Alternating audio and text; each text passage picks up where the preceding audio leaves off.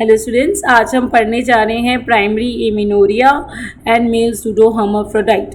ये दोनों टॉपिक्स हमने क्यों लिए हैं इकट्ठे? क्योंकि मेल सूडो हर्माफ्रोडाइट भी प्राइमरी एमिनोरिया कंप्लेन के साथ ही ओपीडी में हमारे पास आते हैं। ठीक है, अब प्राइमरी एमिनोरिया मतलब उस गर्ल को कभी भी मेंसेस नहीं आए। ठीक है, ये टॉपिक जो है अपने आप में बहुत ही डिफ़िकल्ट टॉपिक माना जाता है, कंसेप्चुअल टॉपिक है, पर अगर आप ये 20-25 मिनट ध्यान से सुनेंगे तो आपको ये टॉपिक बहुत ही इजी लगेगा। ठीक है, और आप बड़े ही आराम से समझ जाएंगे कि प्राइमरी एमिनोरिया के पेशेंट में कौन कौन से 3 कंडीशंस डायग्नोसिस पॉसिबल हो सकते हैं, उनमें क्या क्या हमें चेक करना है और उनमें कैसे कैसे मैनेजमेंट करनी है। ठीक है, मैं आपसे एक बार फिर रिक्वेस्ट करती हूँ कि प्लीज़ ध्यान से सुनिएगा, क्योंकि एग्जामिनेशन पॉइंट ऑफ व्यू से टॉपिक इम्पॉर्टेंट है। बट एक और चीज़ है कि ये जो हमारा पेशेंट है, इसके साथ एक तरह से ट्रेजेडी हुई है कि इसको जो है पीरियड्स नहीं आए हैं। ठीक है, सो हमने अगर हम उसको कंडीशन को टाइमली डायग्नोज कर लें और उसको सही ट्रीटमेंट दे दें तो हम उसकी लाइफ को काफ़ी हद तक इजी कर सकते हैं। ठीक है, और अगर हमने उसको मिस डायग्नोज कर दिया तो चलो, जो डेस्टिनी ने उसके साथ ट्रेजेडी की है वो तो की है, हम उसकी लाइफ को और कॉम्प्लिकेट कर सकते हैं। ठीक है, सो इसलिए हमारा फ़र्ज़ है कि हम प्राइमरी एमिनोरिया वाले पेशेंट्स के लिए सेंसिटिविटी रखें। ठीक है, वो इमरजेंसी पेशेंट नहीं है, but yes they are going through a lot of tragedy, so we have to diagnose the patient and treat it in a correct manner. I promise you will be able to do after this class. Stay tuned for 25-30 minutes and you will able to do it. Okay, so let's start. सबसे पहले हम कब कहेंगे primary amenorrhoea कब diagnose करेंगे? ठीक है, 2 definitions हैं। एक तो उन पेशेंट्स के लिए जिनके अंदर सेकेंडरी सेक्सुअल कैरेक्टरिस्टिक एक जो है वो एब्सेंट होते हैं। सेकेंडरी सेक्सुअल कैरेक्टरिस्टिक क्या होता है? फीमेल के अंदर सेकेंडरी सेक्सुअल कैरेक्टरिस्टिक 4 चीज़ों को बोला जाता है। नंबर 1 थिलार्के यानी कि ब्रेस्ट ग्रोथ। ठीक है, नंबर 2 जो है वो होता है प्यूबार्के। प्यूबार्के मीन्स प्यूबिक और एक्सिलरी हेयर्स का होना। ठीक है, एज पर एज। नंबर 3 इज हाइट का पीक ग्रोथ लेना। ठीक है, एंड नंबर 4 इज मिनार्के। ठीक है, अब हम बात ही उसी की कर रहे हैं। ठीक है, सो प्राइमरी एमिनोरिया की 2 डेफिनेशंस हैं। एक तो वो जो है उनके लिए जिनके अंदर ये सेकेंडरी सेक्सुअल कैरेक्टरिस्टिक थिलार्के, प्यूबार्के और हाइट पीक नहीं आए, और एक उनके लिए जिनके अंदर ये आ गए हैं। ठीक है, सो लेट्स सी क्या डेफिनेशन है। वो जो है 13 इयर्स की एज है जिनमें सेकेंडरी सेक्सुअल कैरेक्टरिस्टिक एब्सेंट है।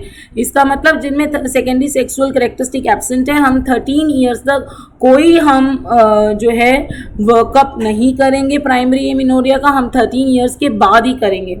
और 15 इयर्स एज उनमें है जिनमें सेकेंडरी सेक्सुअल कैरेक्टरिस्टिक प्रेजेंट है। ठीक है, इसके बाद ही हम उसको डायग्नोज करेंगे और इसके बाद ही हम उनका वर्कअप स्टार्ट करेंगे। Let's see what is pseudo hermaphrodite. Pseudo hermaphrodite पढ़ने से पहले हम ये देख लेते हैं ट्रू हर्माफ्रोडाइट क्या होता है।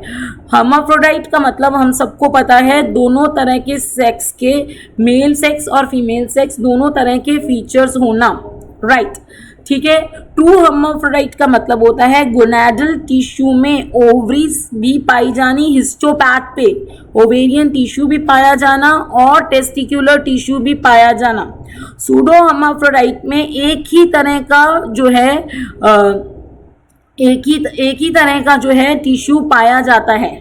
ठीक है, एक ही तरह का टिश्यू पाया जाता है, या ओवेरियन या टेस्टिकुलर, बट उनके अंदर क्योंकि मेल और फीमेल दोनों वाले कुछ कुछ और फीचर्स होते हैं, इसलिए हम उनको सूडो बोलते हैं। Are you okay with the definition? समझ में आ गई? ट्रू हर्माफ्रोडाइट का मतलब होता है गोनाड्स के अंदर ओवेरियन और testicular tissue both are present on histopath, और सूडो हर्माफ्रोडाइट का मतलब होता है कि गोनाड्स में एक ही तरह का टिश्यू प्रेजेंट है। ठीक है, लेकिन इनके जीनोटाइप फिनोटाइप में दोनों तरह के फीचर्स हैं, ठीक है, इसलिए हम इनको सूडो हर्माफ्रोडाइट बोलते हैं। चलिए आइए हम देखते हैं सूडो हर्माफ्रोडाइट में क्या क्या डिफरेंट होता है। जो जीनोटाइप है किसी इंसान का, जैसे मान लीजिए XX जीनोटाइप है, तो XX जीनोटाइप वाले का एक्सटर्नल जेनिटेलिया फीमेल होना चाहिए, नॉर्मली होता भी है। अगर XX जीनोटाइप है और एक्सटर्नल जेनिटेलिया मेल का है तो वो सूडो हर्माफ्रोडाइट है, ठीक है। और अगर XY जीनोटाइप है और सूडो और जेनिटेलिया फीमेल का है, एक्सटर्नल जेनिटेलिया, तो वो सूडो हर्माफ्रोडाइट है। तो सूडो हर्माफ्रोडाइट की डेफिनेशन क्या होती है? Genotype and phenotype are different from each other, ठीक है, ध्यान से सुनिए। फिनोटाइप का मतलब होता है एक्सटर्नल जेनिटेलिया, इसमें कोई सेकेंडरी सेक्सुअल कैरेक्टरिस्टिक नहीं आते, इसमें कोई internal genitalia, uterus, ovary, cervix, seminiferous tubule कुछ नहीं आ रहा है, ठीक है। हाँ जी, फिनोटाइप में एक्सटर्नल जेनिटेलिया ही क्यों आता है? फिनोटाइप का मतलब होता है एक्सटर्नल अपीयरेंस। जब बच्चा पैदा होता है तो हम जेनिटेलिया देख के ही, एक्सटर्नल जेनिटेलिया देख के ही बोलते हैं, ठीक है। तो हाँ, जो मतलब फिनोटाइप मतलब जो सोसाइटी ने उसे समझा हुआ है, तो इसलिए उसमें एक्सटर्नल जेनिटेलिया ही आएगा, ठीक है। तो सूडो हर्माफ्रोडाइट मतलब genotype and phenotype they are different from each other, ठीक है। अब इस सूडो हर्माफ्रोडाइट को हम मेल सूडो हर्माफ्रोडाइट कब बोलेंगे और फीमेल सूडो हर्माफ्रोडाइट कब बोलेंगे, ये डिपेंड करता है कि उसका जीनोटाइप क्या है। अगर उसका जीनोटाइप XY है तो उसको हम मेल सूडो हर्माफ्रोडाइट बोलेंगे। अब क्योंकि वो सूडो हर्माफ्रोडाइट है तो उसका XY जीनोटाइप होने पे उसका जेनिटेलिया फीमेल का होगा, ठीक है। और मतलब मेल सूडो हर्माफ्रोडाइट मतलब वो देखने में फीमेल लगती है लेकिन उसका कैरियोटाइप जीनोटाइप XY है, ठीक है। चलिए नेक्स्ट करते हैं, थोड़ा सा बेसिक्स पढ़ते हैं, ठीक है। हमने पिछली क्लास में भी पढ़ा था कि 6 वीक्स पे ये कुछ स्ट्रक्चर्स होते हैं जो दोनों में होते हैं, मेल्स में भी होते हैं और फीमेल्स में भी होते हैं। अब जेनाइटल रिच दोनों में होती है। अब क्योंकि इसके पास XY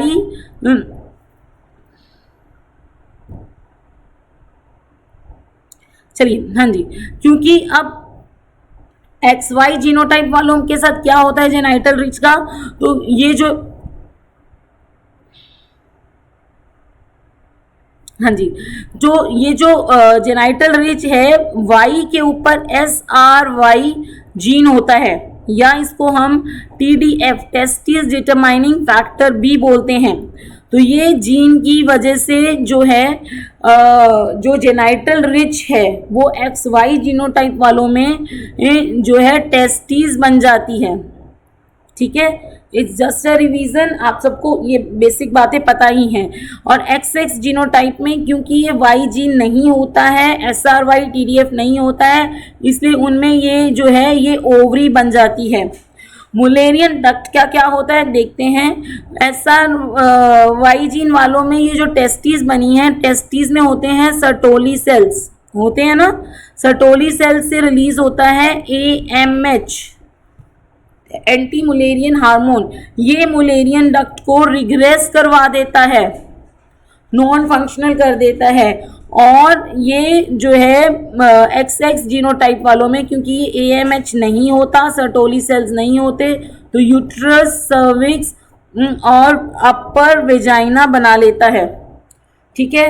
वॉल्फियन डक्ट क्योंकि टेस्टिस में होते हैं लेडिक सेल, 2 तरह के सेल होते हैं ना, लेडिक सेल्स बनाते हैं टेस्टोस्टेरोन, पता है आप सब लोगों को। ये टेस्टोस्टेरोन जो है mail internal genitalia, seminiferous tubules, epididymis, vas deferens, seminal vesicle, ejaculatory duct में वॉल्फियन डक्ट को चेंज कर देती हैं, ठीक है। तो वॉल्फियन डक्ट को मेल डक्ट बोलते हैं क्योंकि ये मेल इंटरनल जेनिटेलिया बनाती है, ठीक है। और XX जीनोटाइप वालों में ये टेस्टोस्टेरोन नहीं होता, इसलिए ये रिग्रेस कर जाती है। यूरोजेनाइटल साइनस इसी टेस्टोस्टेरोन की वजह से जो है XY जीनोटाइप वालों में बेस ऑफ स्क्रोटल सैक बनाती है,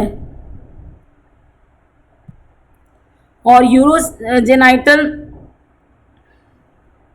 साइनस XX जीनोटाइप में क्योंकि टेस्टोस्टेरोन नहीं होता, इसलिए ये लोअर वेजाइना बनाती है। ठीक है, जेनाइटल ट्यूबरकल और स्वेलिंग्स ये इसी टेस्टोस्टेरोन की वजह से जो है ये मेल एक्सटर्नल जेनिटेलिया बनाती हैं।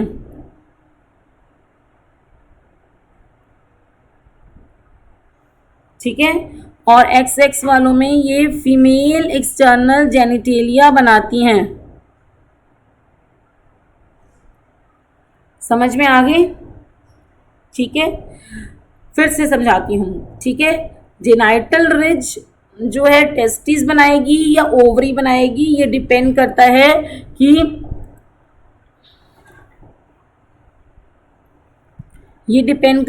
कि टेस्टिस बनाएगी या ओवरी की कौन सा क्रोमोसोम है। Y क्रोमोसोम है तो ये टेस्टिस बनेगी क्योंकि उस पे SRY जीन है।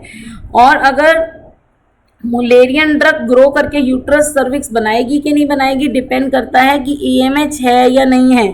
अगर AMH होगा तो वो रिग्रेस कर जाएगी। ठीक है, और AMH नहीं होगा तो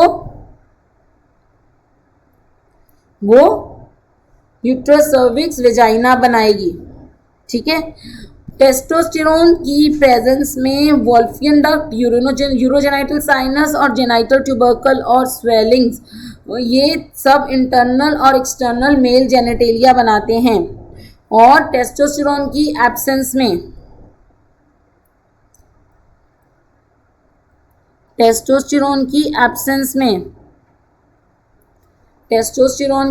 एब्सेंस में ये जो है XX जीनोटाइप वाले जो है ये बनाते हैं फीमेल एक्सटर्नल जेनिटेलिया। समझ में आ गई? ठीक है, तो सारी जेनाइटल ट्रैक की डेवलपमेंट 3 चीज़ों पे डिपेंड करती है, Y जीन और Y जीन से निकला हुआ AMH और टेस्टोस्टेरोन, और काफ़ी हद तक टेस्टोस्टेरोन पे डिपेंड करता है। ठीक है, एक्सटर्नल और इंटरनल जेनिटेलिया, यूट्रस सर्विक्स और वेजाइना बनेंगे कि नहीं बनेंगे डिपेंड करता है कि AMH है कि नहीं है। और टेस्टोस्टेरोन बताएंगे कि वोल्फियन डक्ट में और मेल एक्सटर्नल जेनिटेलिया बनेगा कि नहीं बनेगा। आइए आगे पढ़ते हैं। अब सेकेंडरी सेक्सुअल कैरेक्टरिस्टिक जो है वो कैसे आते हैं फीमेल्स में। ठीक है, आपको पता है सेकेंडरी सेक्सुअल कैरेक्टरिस्टिक में थिलार्के, प्यूबार्के, हाइट और मिनार्के होता है। सबसे पहले थिलार्के आता है, ब्रेस्ट डेवलप करती है, फिर प्यूबिक एक्सिलरी हेयर्स आते हैं, फिर हाइट का पीक अटेन होता है, फिर मिनार्के स्टार्ट होते हैं। तो जो ब्रेस्ट डेवलप करती है ये ईस्ट्रोजन की वजह से डेवलप करती है। अगर ईस्ट्रोजन होगा तो ब्रेस्ट की ग्रोथ होगी, थिलार्के होगा, नहीं तो नहीं होगा। और ईस्ट्रोजन कहाँ से आता है? ओवरी से। सो अगर ओवरी फंक्शनल है, ओवरी फॉलिकल, ठीक है, तो अगर ओवरी फॉलिकल फंक्शनिंग है तो ब्रेस्ट डेवलप करेगी, नहीं तो नहीं करेगी। प्यूबार्के होता है एंड्रोजन से, एक्सिलरी एंड प्यूबिक हेयर्स। अब ये एंड्रोजन कहाँ से आते हैं? एक तो ओवरी का ही ईस्ट्रोजन वो एरोमेटाइज होता है, और एक एड्रिनल कॉर्टेक्स से आते हैं। इस पे भी क्वेश्चन आया था एक बार। ठीक है, एंड्रोजन सेंसिटिव कौन सा चेंज है? ठीक है, height is again due to oestrogen, height peak. ठीक है, और मिनार्के में तो hypothalamus, pituitary, ovarian axis and uterus सब कुछ ही इन्वॉल्व होता है। ठीक है, इसको तो हमने डिटेल में पढ़ना ही है। ठीक है, तो breast will develop only and only if oestrogen is there produced from the ovarian follicle. Pubarche will be there if androgen is being formed by the aromatization of the estrogen and by the adrenal cortex. High peak will be attained if estrogen level is okay. Menarche is there if HPO axis has activated and acting on the uterus. Let's study what is this HPO axis. ठीक है, अब puberty पे ये HPO axis जो है on puberty, ये HPO axis जो है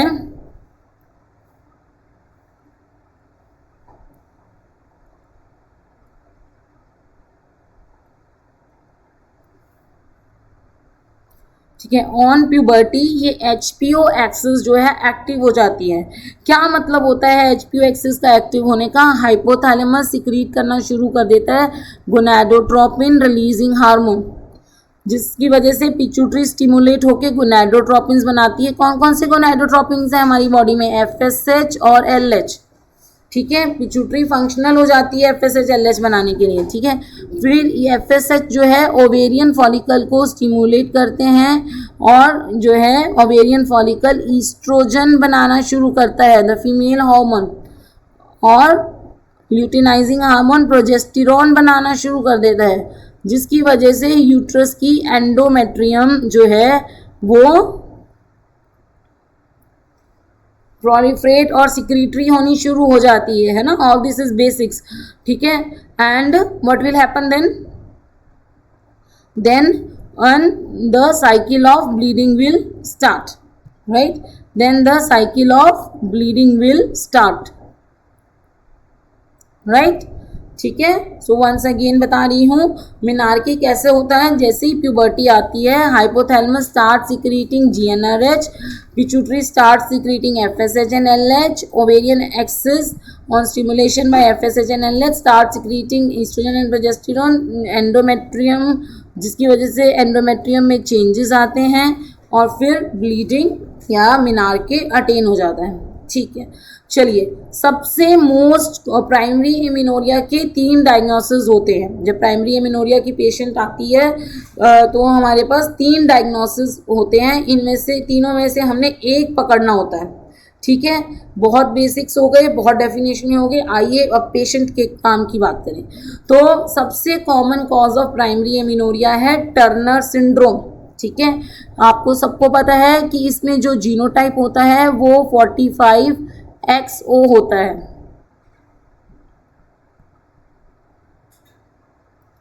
ठीक है, एक X क्रोमोसोम जो है वो एब्सेंट होता है, जिसकी वजह से ओवरी अपनी पूरी ग्रोथ नहीं करती है।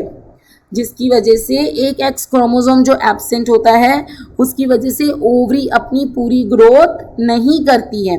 ठीक है, तो आइए देखें फिर क्या क्या चेंजेस होते हैं। जेनाइटल रिज, क्योंकि वाई क्रोमोसोम नहीं है, बिल्कुल सही, ओवरी ही बनाएगी। मुलेरियन डक्ट, AMH नहीं है, बिल्कुल सही, यूट्रस, सर्विक्स और वेजाइना ही बनाएगा। वॉल्फियन डक्ट, टेस्टोस्टेरोन्स नहीं है, रिग्रेस कर जाएगी। ठीक है, यूरोजेनाइटल साइनस और जेनाइटल ट्यूबरकल स्वेलिंग्स, बिल्कुल सही, फीमेल एक्सटर्नल जेनिटेलिया बनाएंगे, क्योंकि इसके अंदर वाई क्रोमोसोम नहीं है, टेस्टिस नहीं है, इसलिए टेस्टोस्टेरोन्स नहीं है। समझ में आ गई? ठीक है, अच्छा, यहाँ तक तो इजी था। ठीक है, क्योंकि वाई क्रोमोसोम नहीं है, जेनाइटल रिज, ओवरी बनी। Mullerian duct, uterus, cervix, vagina बनाया, क्योंकि AMH नहीं है। वॉल्फियन डक्ट रिग्रेस हो गई क्योंकि टेस्टोस्टेरोन नहीं है। यूरोजेनाइटल साइनस और जेनाइटल ट्यूबरकल स्वेलिंग ने फीमेल एक्सटर्नल जेनिटेलिया बनाया, अगेन क्योंकि टेस्टोस्टेरोन नहीं है। ठीक है, क्या होता है सेकेंडरी सेक्सुअल कैरेक्टरिस्टिक का? हमने ऑलरेडी आपको बताया था, मैं फिर से वो स्लाइड एक्टिव कर देती हूँ कि most of the secondary sexual characteristic, specially the breast, specially the height, they are due to the oestrogen, and menarche 2 is due to the estrogen, right? Okay, so secondary sexual characteristic will be present or not? Yes, they will be absent, क्योंकि Turner syndrome में adrenal cortex होगा, थोड़े बहुत androgens होंगे, इसलिए pubic और axillary hairs will be present, but they will be sparse. breast will be absent, height will be short and मेनार्के नहीं होगा क्योंकि हाइपोथैलेमस पिट्यूटरी ओवेरियन एक्सिस जो है, ये जो हमने पढ़ी थी, ये यहाँ तक तो नॉर्मल काम करती है, यहाँ पे काम करना बंद कर देती है। ओवरी से ईस्ट्रोजन नहीं बनेगा, यूट्रस के एंडोमेट्रियम में चेंजेस नहीं आएंगे, तो कहाँ से मेनार्के होगा? नहीं होगा। समझ में आ गया सारा? चलिए, अब इतना पढ़ने के बाद हम पढ़ते हैं कि टर्नर सिंड्रोम में एक एक्स ना होने की वजह से हमने पढ़ लिया कि रिप्रोडक्टिव चेंजेस क्या क्या होंगे, जेनाइटल ट्रैक्ट में चेंजेस क्या क्या होंगे। अब हम पढ़ते हैं और क्या फीचर्स है। इसके बहुत ज़्यादा क्वेश्चंस आते हैं। इसके 9 फीचर्स हैं जिसको आपने बहुत ही अच्छे से याद करना है। Number 1, short stature. ठीक है, नंबर 1 शॉर्ट स्टेचर, देखने में शॉर्ट हाइट लगेगी। पहले हम ये वाले फीचर्स देख लेते हैं फेस में जो देखने में पता लगते हैं। वेब्ड नेक, वेब्ड नेक क्यों होती है? Due to lymphoedema. ठीक है, नंबर 3, ठीक है, लो सेट ईयर्स।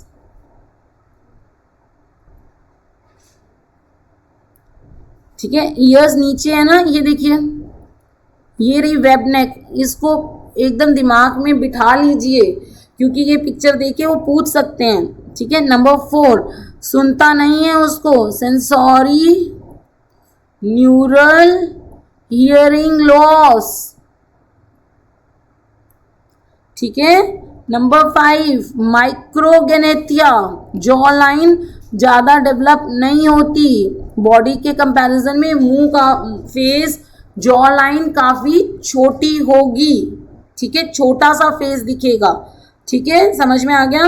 नंबर 6, अब हम सिस्टम पे आएंगे। यहाँ तक थे सारे फेशियल फीचर्स देखने वाले। अब सिस्टम पे, coarctation of aorta in heart and number 7, renal anomalies.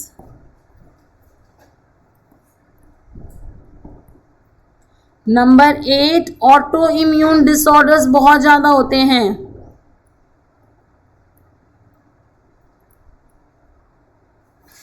Number 9, increase tendency of BP and hypertension. So ये 9 फीचर्स होते हैं टर्नर सिंड्रोम में। ठीक है, सबसे पहले आपने ये देखना है, ये 5 एक्सटर्नल फीचर्स हैं। कोएक्टेशन ऑफ आयोटा है, रीनल एनॉमलीज है, ऑटोइम्यून डिसऑर्डर्स तो नहीं है, और हाई बीपी और टेंशन की टेंडेंसी है, तो हमने उसका बीपी और डायबिटीज़ मेलाइटस भी चेक करवाना है। ठीक है, चलिए, अब हमने इस पेशेंट को बता दिया, अटेंडेंस को बता दिया इसे टर्नर सिंड्रोम है और ये प्राइमरी एमिनोरिया के साथ आया था। हमने क्या करवाएंगे अब इसका? To confirm our diagnosis we will ask for a karyotype. Karyotype में 45XO आ गया। ठीक है, चलिए, अब बताइए अब हम क्या करेंगे? मैनेजमेंट करना है, प्राइमरी एमिनोरिया वाले पेशेंट का मैनेजमेंट करना है। क्या करेंगे? ईस्ट्रोजन बनता नहीं है इसमें। ठीक है, ईस्ट्रोजन के क्या क्या काम होते हैं? सिर्फ एंडोमेट्रियम को प्रोलिफरेट करना होता है, और भी बहुत सारे काम होते हैं। मेनोपॉजल लेडी में ईस्ट्रोजन विड्रॉल होता है, तो आपको पता है। ठीक है, तो क्या क्या होता है? तो ठीक है, अब इस पेशेंट में हम क्या देंगे? रूटीन, उसके लिए ईस्ट्रोजन प्लस प्रोजेस्टेरॉन देंगे, जिससे उसको थोड़े बहुत पीरियड्स भी आने शुरू हो जाएंगे, क्योंकि यूट्रस है उसके अंदर। ओवरीज नहीं बना रही थी ईस्ट्रोजन प्रोजेस्टेरॉन, बाकी का सारा काम चल रहा था, तो इसको हम ओसी पिल्स देंगे ताकि ईस्ट्रोजन के जो फंक्शन होते हैं, बोन को स्ट्रेंथ करना, ठीक है, ये सारे फंक्शंस जो हैं, बाकी के फंक्शंस होते हैं, पेल्विक फ्लोर को सपोर्ट करना, ठीक है, ये जो सारे स्ट्रक्चर्स हैं, फंक्शंस होते हैं, वो हो सके। ठीक है, समझ में आ गई? ठीक है, तो इसको रूटीन लाइफ में प्रॉब्लम्स ना आए ईस्ट्रोजन की कमी के लिए, उसके लिए हम ईस्ट्रोजन और प्रोजेस्टेरॉन देंगे। अब इसके अंदर यूट्रस है लेकिन ओवरी काम नहीं कर रही है, तो फर्टिलिटी के लिए हम क्या करवाएंगे? IVF करवाएंगे ना। इसके खुद के यूट्रस में, पर एग तो है नहीं, ओवरी तो काम कर नहीं रही है, तो विद डोनर एग सरोगेसी की जरूरत नहीं पड़ेगी, क्योंकि इसका खुद का यूट्रस इसके पास है। जो हम ईस्ट्रोजन प्रोजेस्टेरोन इसको देंगे उससे इसका यूट्रस ग्रो भी कर जाएगा। ठीक है, चलिए अब आपको पहला समझ में आ गया कि जब एक 15 इयर्स की लड़की या 13 इयर्स की आसपास लड़की, ऐसी दिखने वाली लड़की अगर आपके पास आती है तो आप उसको टर्नर सिंड्रोम डायग्नोस करेंगे, कैरियोटाइप करवाएंगे और फिर ईस्ट्रोजन प्रोजेस्टेरोन देंगे और उसको फर्टिलिटी के बोलेंगे भैया आप IVF करवा लेना डोनर एग के साथ। समझ में आ गया? कोई उसमें प्रॉब्लम नहीं है? ठीक है, चलिए नेक्स्ट। अब एक लड़की आई 15 इयर्स की गर्ल्स के साथ, सेकंड कंडीशन क्या होती है? बिल्कुल नॉर्मल दिखने वाली है, नॉर्मल गर्ल। अगर गर्ल लिखा है तो इसका मतलब है वो नॉर्मल है। ठीक है, वेब्ड नेक और ये सब कुछ नहीं लिखा, इसका मतलब वो एबनॉर्मल नहीं है। टर्नर सिंड्रोम में एक मैं आपको बताना भूल गई कि इसमें मेंटल रिटार्डेशन नहीं होता। एबनॉर्मल से दिखते हैं ये बच्चे, लेकिन ये मेंटली रिटार्डेड नहीं होते। ठीक है, and they are very quite confident girls. Okay, ये बार बार क्वेश्चन भी आता है, डोंट कंसीडर देम, इतनी सारी प्रॉब्लम्स हैं तो they are mentally retarded, they are not mentally retarded. Okay, चलिए नेक्स्ट। अब एक नॉर्मल दिखने वाली लड़की आई, वो प्राइमरी एमिनोरिया की कंप्लेन कर रही है। ठीक है, जब मैं कह रही हूँ प्राइमरी एमिनोरिया तो क्योंकि मैंने पिछली क्लास में आपको पढ़ाया था, तो आप क्रिप्टोमिनोरिया रूल आउट कर लेंगे। मतलब उसको ये नहीं है कि उसकी मेंसेस हिडन है, उसको जो है मेंस्ट्रुअल फ्लो बन ही नहीं रहा है, हम उस प्राइमरी एमिनोरिया की बात कर रहे हैं। ठीक है, चलिए अब ये कंडीशन है, 15 इयर्स के आसपास लड़की आई, प्राइमरी एमिनोरिया उसको जो है की कंप्लेन के साथ आई और उसका यूट्रस नहीं है, प्लस यहाँ पे रह गया है सेकेंडरी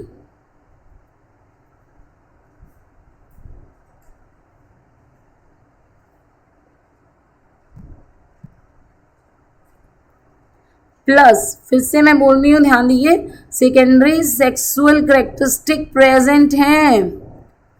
इसलिए हमने एज 15 ईयर 16 ईयर के आसपास क्वेश्चन आता है। सेकेंडरी सेक्सुअल कैरेक्टरिस्टिक प्रेजेंट है, दिखने में भी लड़की नॉर्मल है, फिर भी उसको प्राइमरी एमिनोरिया की कंप्लेन है। और हमने जब चेक किया, ऐसा क्या हमने कैसे देखते हैं हम कि किसी फीमेल में यूट्रस है कि नहीं है? यस, हम ऐसे कैसे चेक कर सकते हैं? एग्जामिनेशन में क्या चेक कैसे करते हैं कि यूट्रस नहीं है? पीवी पे we will feel the uterus. PV पे हमने देखा यूट्रस एब्सेंट। ठीक है, और पीवी पे एक और क्या फाइंडिंग आती है ऐसे पेशेंट्स में? Blind vagina. ठीक है, एंड इसको हम फर्दर सपोर्ट कर सकते हैं अल्ट्रासाउंड पे। अल्ट्रासाउंड में भी यूट्रस एब्सेंट आएगा। समझ में आ गई? ठीक है, तो इस तरह से हम कंफर्म कर लेते हैं कि किसी पेशेंट में यूट्रस है कि नहीं है, पीवी करके और अल्ट्रासाउंड करवा के। ठीक है, चलिए अब इस तरह से पेशेंट आई, एक नॉर्मल दिखने वाली लड़की आई और उसके सेमी सेक्सुअल कैरेक्टरिस्टिक भी प्रेजेंट हैं और वो प्राइमरी एमिनोरिया कंप्लेन कर रही है और एग्जामिनेशन और अल्ट्रासाउंड पे हमें फाइंडिंग आई कि उसमें यूट्रस नहीं है। अब ऐसा क्या हुआ?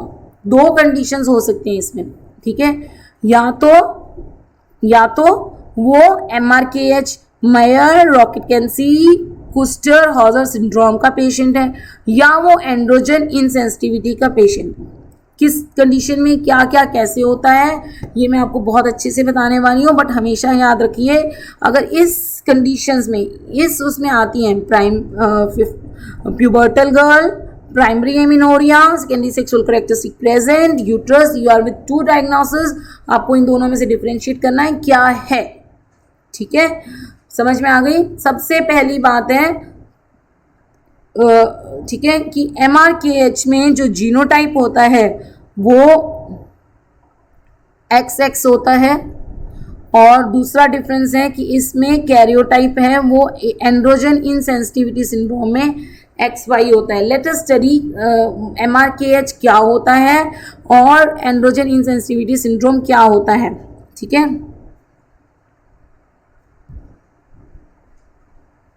यस यस, ठीक है।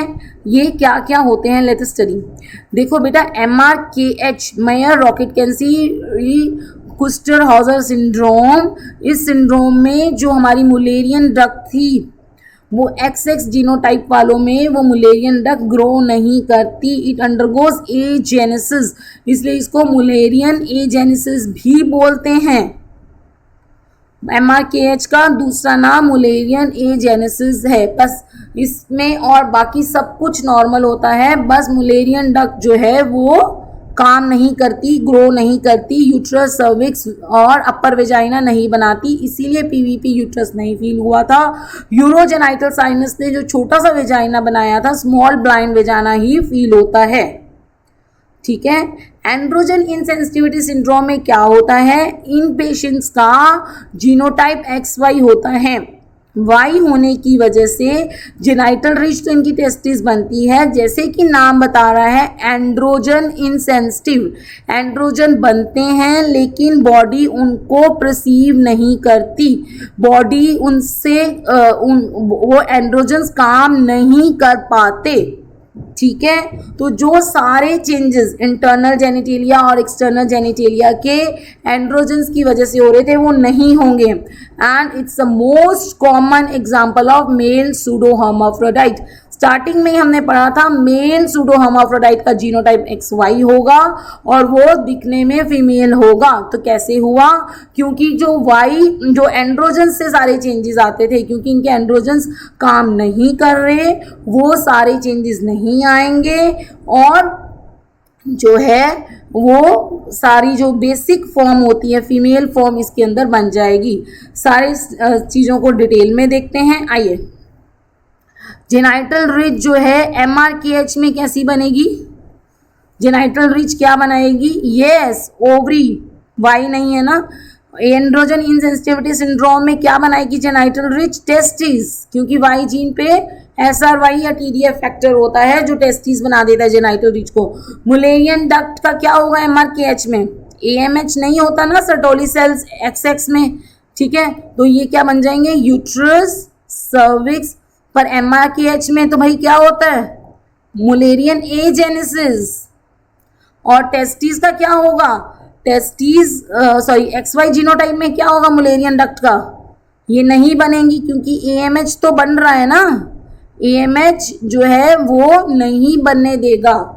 ठीक है, क्या नहीं काम कर रहा, टेस्टोस्टेरोन नहीं काम कर रहे, बाकी सब कुछ काम कर रहा है, टेस्टोस्टेरोन नहीं काम कर रहे, AMH काम कर रहा है, वाई जीन काम कर रहा है। तीन चीजें डिसाइडिंग फैक्टर थी ना, एक चीज नहीं काम कर रही है, एक चीज नहीं काम कर रही है, टेस्टोस्टेरोन एंड्रोजन्स, वाई जीन काम कर रहा है, टेस्टिस बना दी हैं, AMH काम कर रहा है, मुलेरियन डक्ट को रिग्रेस कर दिया है। ठीक है, वुल्फियन डक्ट का XX जीनोटाइप में क्या होगा, MRKH में क्या होगा, रिग्रेस कर जाएगी क्योंकि एंड्रोजन्स नहीं है। इसमें क्या होगा, इसमें भी रिग्रेस कर जाएगी क्योंकि एंड्रोजन्स नहीं है। तो दोनों में कोई भी, देख रहे हो, इंटरनल जेनिटेलिया नहीं बन रहे, ना मेल के ना फीमेल के, गोनैड्स दोनों में है, ओवरीज उसमें है, टेस्टिस उसमें है। ठीक है, चलिए नेक्स्ट है एक्सटर्नल जेनिटेलिया, इसमें फीमेल होगा क्योंकि टेस्टोस्टेरोन नहीं है, और इसमें भी तो टेस्टोस्टेरोन नहीं है पर काम नहीं कर रहे, तो नहीं हो गया ना, तो इसमें एक्सटर्नल जेनिटेलिया फीमेल ही होगा। ठीक है, सेकेंडरी सेक्सुअल कैरेक्टरिस्टिक का क्या होगा MRKH में, MRKH में तो बनेगी क्योंकि ओवरी है, ओवरी ईस्ट्रोजन बनाती है, तो ब्रेस्ट तो बनेगी, बिल्कुल बनेगी। तो प्रेजेंट एंड्रोजन इनसेंसिटिविटी में क्या होगा, मैंने आपको बताया था ना कि ईस्ट्रोजन जो है, सॉरी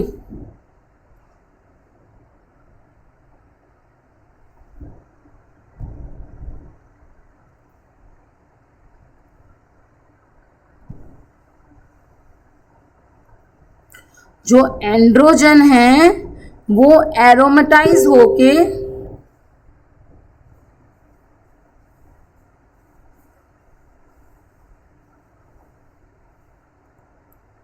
जो एंड्रोजन है वो एरोमेटाइज होके क्या बना लेते हैं, ईस्ट्रोजन। इनमें एंड्रोजन्स काम नहीं कर रहे, लेकिन क्योंकि ये मेल है बहुत ज्यादा एंड्रोजन्स हैं, ठीक है, क्योंकि ये मेल है, एक्सेस एंड्रोजन है, एक्सेस ईस्ट्रोजन होगा, तो Tanner staging of breast will be increase age पर एज। एज के हिसाब से ज्यादा टेनर स्टेजिंग वाली ब्रेस्ट होगी, ठीक है। प्यूबार्के होगा, प्यूबार्के एंड्रोजन्स की वजह से होता है, इसमें होगा प्यूबार्के, यस एंड्रोजन्स हैं, नॉर्मल एंड्रोजन्स हैं, ठीक है। इसमें नो एंड्रोजन्स काम ही नहीं कर रहे हैं।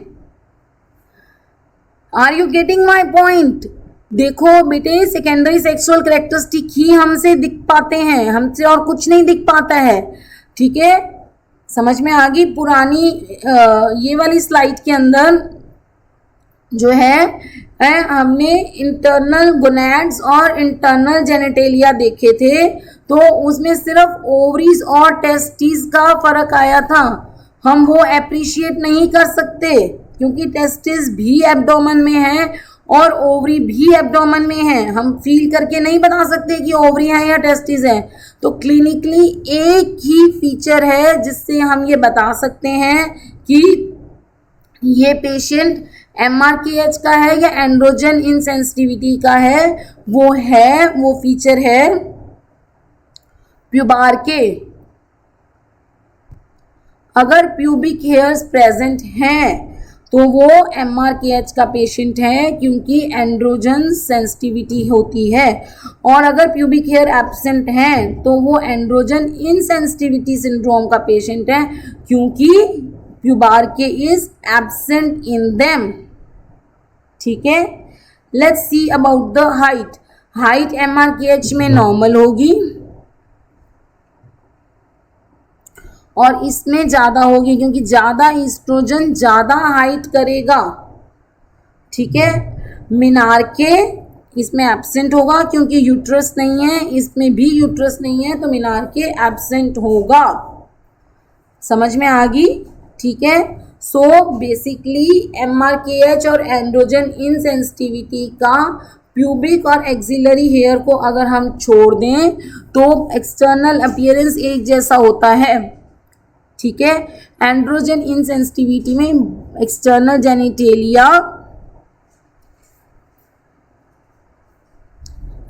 जेनिटेलिया फीमेल होता है, ठीक है, ठीक है। एक्सटर्नल जेनिटेलिया फीमेल होता है और दोनों में ब्रेस्ट होती है, उसमें थोड़ी सी ज़्यादा एज के हिसाब से टेनर स्टेजिंग ज़्यादा होती है, हाइट दोनों में होती है, मिनार्के दोनों में नहीं होता, सिर्फ हम प्यूबार्के से ही डिफ्रेंशिएट कर सकते हैं। तो आपने जब भी ये वाला कंडीशन देखनी है, 15 year girls, primary amenorrhoea, no uterus, secondary sexual characteristic, और उसके बाद आपने ढूंढने लग जाना है क्वेश्चन में एक्सिलरी प्यूबिक हेयर्स लिखा है कि नहीं लिखा है। अगर लिखा है तो वो MRKH का पेशेंट है, और अगर लिखा है नहीं है, स्पार्स हैं, तो इसका मतलब वो एंड्रोजन इनसेंसिटिविटी का पेशेंट है। ये सारे जो प्यूबिक एक्सिलरी हेयर्स होते हैं ये एंड्रोजन सेंसिटिविटी वाले पेशेंट्स में ही आएंगे और एंड्रोजन इनसेंसिटिव वाले में नहीं आएंगे। समझ में आ गई? क्लिनिकली और क्लिनिकली इंपॉर्टेंट चीज़ें ही एग्जाम में पूछी जाती हैं, ठीक है। चलिए, अब आपको समझ में आ गया कि एंड्रोजन इनसेंसिटिविटी वाले पेशेंट्स में अल्ट्रासाउंड पे हमें टेस्टिस दिखेंगी और एक्सटर्नल अपीयरेंस में एक्सिलरी प्यूबिक हेयर्स नहीं दिखेंगे, अदरवाइज वो एक नॉर्मल फीमेल लगेगी, और MRKH में एक नॉर्मल फीमेल है और वो लगेगी, बस दोनों में यूट्रस नहीं होता है। चलिए नेक्स्ट, अब है इनका मैनेजमेंट क्या करेंगे। MRKH वाले पेशेंट में जो है क्योंकि स्मॉल वेजाइना है तो इस पेशेंट को इंटरकोर्स करने में प्रॉब्लम आएगी,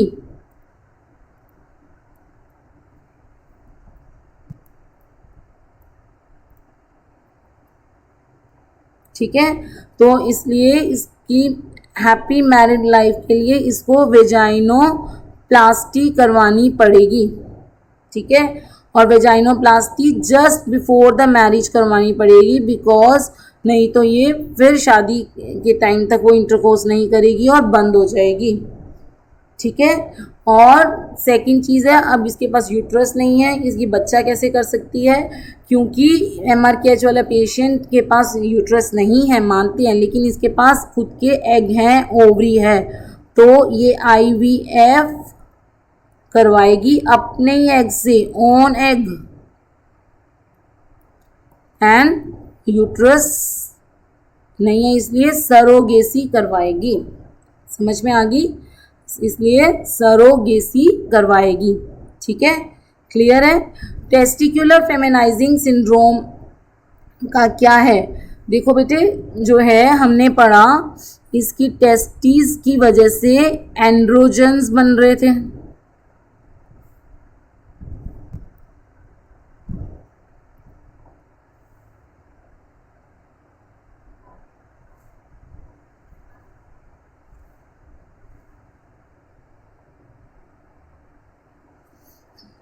टेस्टिस की वजह से एंड्रोजन बन रहे थे जो ईस्ट्रोजन बना रहे थे। अब आपको भी पता है, मुझे भी पता है कि टेस्टिस अंदर पड़ी रहेंगी तो कैंसर कर देंगी, लेकिन अगर हम टेस्टिस को निकाल देंगे तो ईस्ट्रोजन नहीं बनेगा, जो उसकी फीमेल लुक थी वो भी नहीं रहेगी, मेल वो है नहीं, फीमेल वो लगेगी नहीं, तो प्रॉब्लम हो जाएगी। इसलिए डिसाइड किया गया है कि इनके लिए अर्ली एज पे नहीं गोनेडेक्टमी करवानी, प्यूबर्टी पे ही इन लोगों ने गोनेडेक्टमी करवानी है, ठीक है, क्योंकि प्यूबर्टी में गोनेडेक्टमी करवाने पे और लोअर एज पे गोनेडेक्टमी कराने पे इतना जो है चांसेस ऑफ कैंसर का कम फर्क पड़ता है, ठीक है। तो जैसे ही प्यूबर्टी आती है, एक उसकी अच्छी खासी एक ब्रेस्ट बन जाती है और उसकी अच्छी सी हाइट आ जाती है, तो उसके बाद उसको गोनेडेक्टमी करवानी है, ठीक है। अगेन इनमें भी क्योंकि छोटा सा वेजाइना होता है तो इनको भी हैप्पी मैरिड लाइफ के लिए वेजाइनोप्लास्टी करवानी पड़ेगी। इनको बता दिया जाएगा कि आपका जो जीनोटाइप है वो XY है, लेकिन आप एक्सटर्नली बिल्कुल फीमेल हैं और आपको इनको फीमेल की तरह ही पाला जाता है। अब इसके बच्चा कैसे होगा? इसके पास तो MRKH की तरह ओवरी भी नहीं है, यूट्रस भी नहीं है, तो इसको तो कैसे बच्चा होगा? IVF plus donor egg plus surrogacy, ठीक है, प्लस सरोगेसी, ठीक है। तो मेनली यही जो है 3 केसेस आते हैं OPD में। Number first is Turner, number 2 is एक ऐसी नॉर्मल फीमेल दिखने वाली female present of secondary sexual characteristic and no uterus. उन कंडीशन में या MRKH होगा या एंड्रोजन इनसेंसिटिविटी सिंड्रोम होगा, वो भी मैंने आपको पढ़ा दिया है। कुछ रेयर केसेस होते हैं वो हम पढ़ लेते हैं। लास्ट स्लाइड है ये, ट्यून रहिए कि उनमें क्या क्या होता है, ठीक है। अब हमने पढ़ा था कि मेनार्के के लिए HPO एक्सिस एक्टिव होती है और फिर वो यूट्रस पे काम करती है। टर्नर में ओवरी नहीं थी और MRKH में और एंड्रोजन इनसेंसिटिविटी सिंड्रोम में यूट्रस नहीं था, राइट। और अब ये एक कैलमैन सिंड्रोम होता है, इसमें congenitally by birth hypothalamic failure होता है, ठीक है। और इन पेशेंट्स को स्मेल नहीं आती तो एनोस्मिया की कंप्लेन करते हैं ये पेशेंट, ठीक है। अब ये पेशेंट आती है, अब ये मान लो XX जीनोटाइप वाले को कैलमैन सिंड्रोम है। अब वो पेशेंट आएगी प्राइमरी एमिनोरिया के साथ, उसको पीरियड्स नहीं आएंगे क्योंकि हाइपोथैलेमस एक्टिव नहीं होगा, क्योंकि हाइपोथैलेमस तो फेल्ड है। हाइपोथैलेमस एक्टिव नहीं होगा, पिट्यूटरी एक्टिव नहीं होगी, ओवरी एक्टिव नहीं होगी, यूट्रस पे एंडोमेट्रियम पे जो है एंडोमेट्रियम की ग्रोथ नहीं होगी, तो कैसे पीरियड्स आएंगे, है ना। तो अब इस पेशेंट में और क्या होगा मुझे बताइए? इस पेशेंट में सेकेंडरी सेक्सुअल कैरेक्टरिस्टिक प्रेजेंट होंगे कि नहीं होंगे? नहीं होंगे। सेकेंडरी सेक्सुअल कैरेक्टरिस्टिक ईस्ट्रोजन से आते हैं, क्योंकि इसकी हाइपोथैलेमस से जीएनआरएच नहीं रिलीज हुआ। Let me show you the slide, ये स्लाइड, हाइपोथैलेमस से जीएनआरएच नहीं रिलीज हुआ, जीएनआरएच से की पिट्यूटरी से एफएसएच एलएच एस्ट्रोजन नहीं स्टिमुलेट हुआ। कैसे बनेंगे सेकेंडरी सेक्सुअल कैरेक्टरिस्टिक? तो कैल्मन सिंड्रोम में जो है secondary sexual characteristic are absent, ठीक है, primary amenorrhoea because hypothalamic failure congenitally होता है। Secondary sexual characteristic they are absent और पेशेंट एनोस्मिया की कंप्लेन करता है, ठीक है। अदर और मेल सूडो हर्माफ्रोडाइट के एक रीज़न तो ये हो गया, हमने टेस्टिकुलर फेमिनाइजेशन सिंड्रोम में पढ़ा कि एंड्रोजन्स के लिए बॉडी इनसेंसिटिव थी, उसको सेंसिटाइज नहीं थी। दूसरे रीज़न क्या होते हैं? Number 2 is Leydig cell aplasia और third reason is 5 alpha reductase deficiency. Leydig cell से ही टेस्टोस्टेरोन बनता है, अगर लेडिक सेल का एप्लेजिया हो जाएगा यानी वो फंक्शन नहीं करेंगे तो टेस्टोस्टेरोन नहीं बनेगा।